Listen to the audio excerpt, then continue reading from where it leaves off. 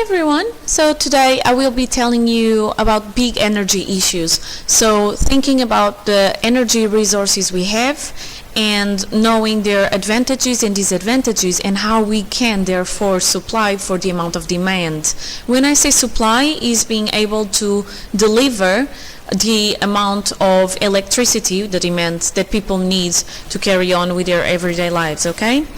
So let's just see. Energy demands are always met by using renewable and non-renewable energy sources. We at the moment are using both of them, and go to my previous videos if you don't know more or less what is the ratio or the percentages that we are using, okay? Now, the non-renewable sources that we have at the moment are oil, coal and natural gas, and both of these or all of these are fossil fuels. And we are also using nuclear energy. Now the problem about these ones is that they will run out eventually. Even nuclear, although we have a lot at the moment, is a non-renewable energy source. They are harmful for the environment. The fossil fuels, more to do with acid rain and global warming because of the sulfur dioxide and the carbon dioxide that they release into the atmosphere. Again, go on a previous video if you don't know what I'm talking about.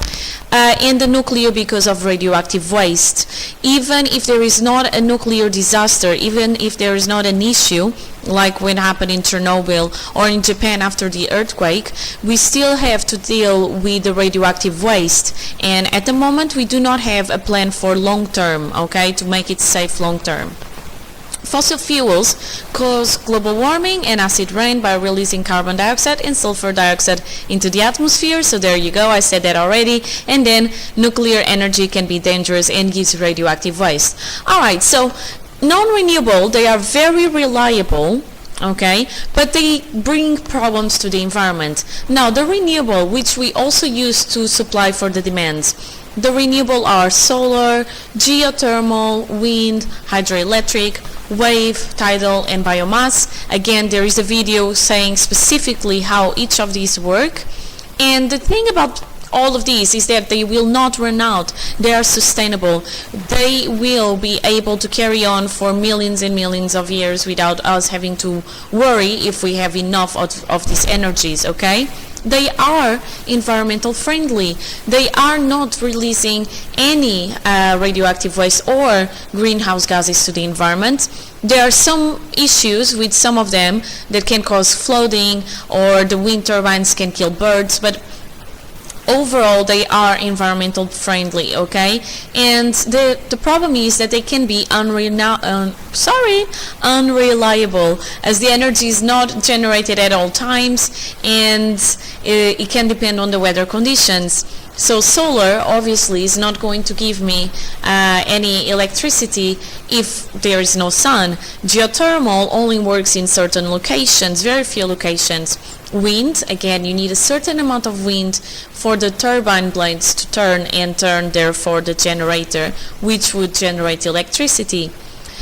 So, you know, and I believe, no, that's the wave. The wave, if the waves are too high, then they are not going to turn the turbines, they can actually harm them. But if the waves are too low, then again they are going to not be enough to turn the turbines.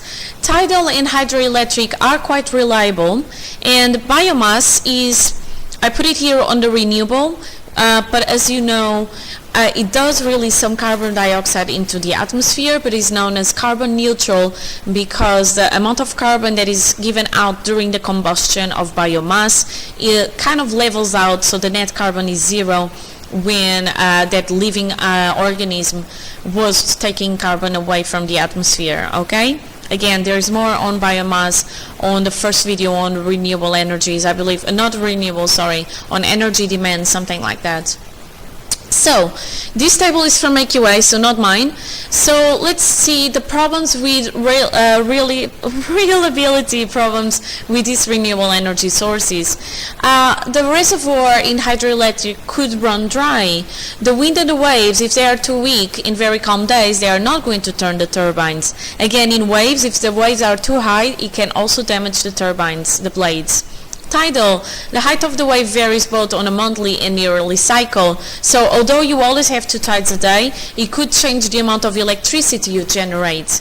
And solar, no solar energy at night and variable during the day. So again, you're not getting a certain amount every day where you can count on, okay?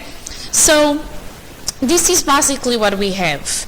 You are supposed to being able to look at the electricity demands and knowing how the startup times of different power stations work, and I'll tell you more about it in a second.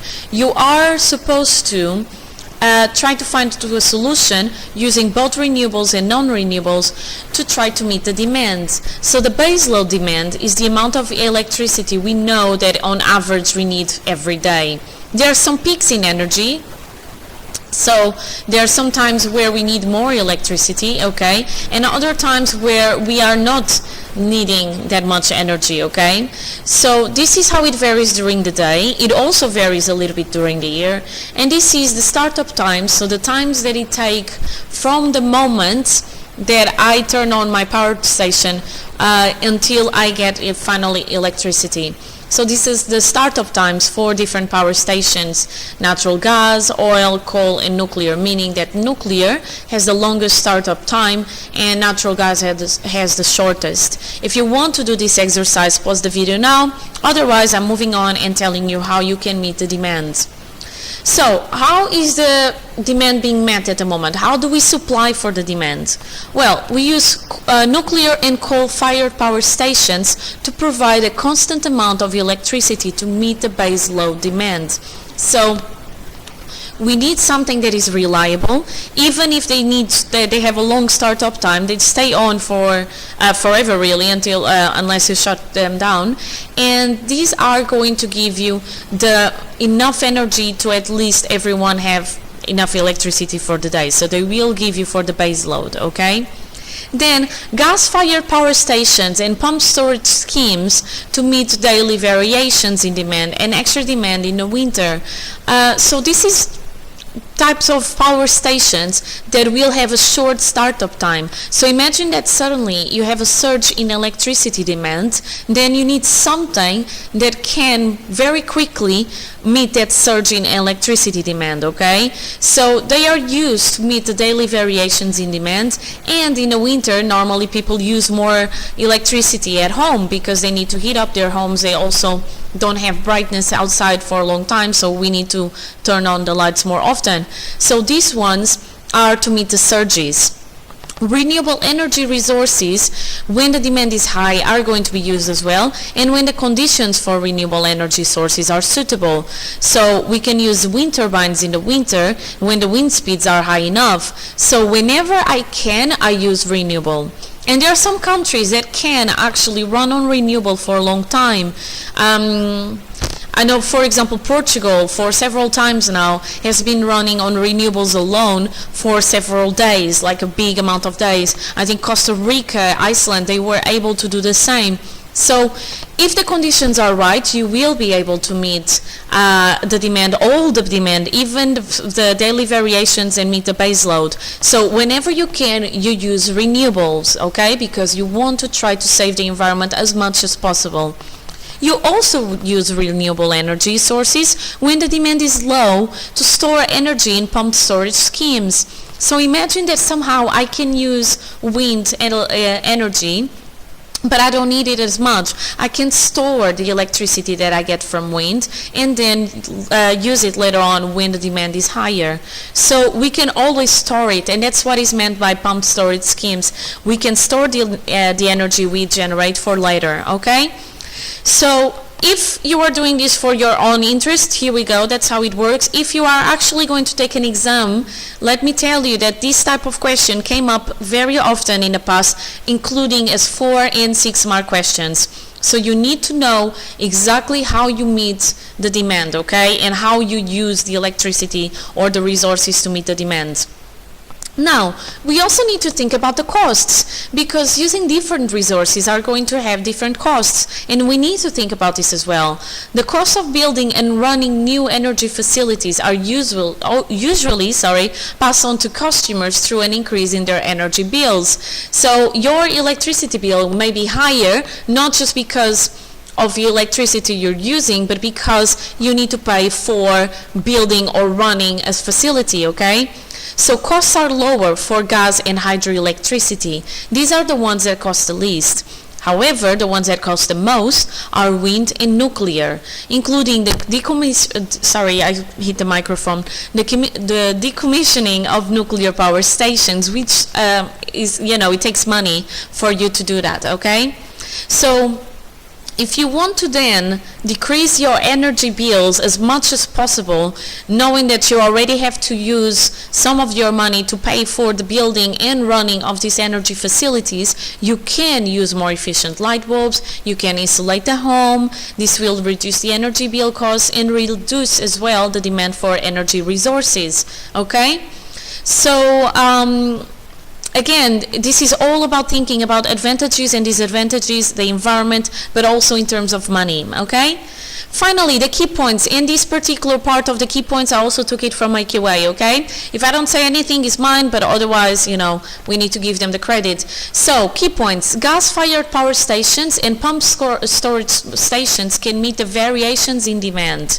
Nuclear power stations are expensive to build, run, and decommission, so they cost a lot of money. The carbon capture of fossil fuels emission is likely to be very expensive as well, and renewable resources are cheap to run but expensive to install. So you need to think about the payback time by that time, okay? Nuclear power stations, fossil fuel power stations that use carbon capture technology, and renewable energy resources are all likely to be needed for the future energy supplies, okay? So this is it for today about how you can supply for the demand in electricity, and this ends as well our topic on renewable, non-renewable energy sources and energy resources overall, okay? So up to my next video, be happy and healthy. Bye!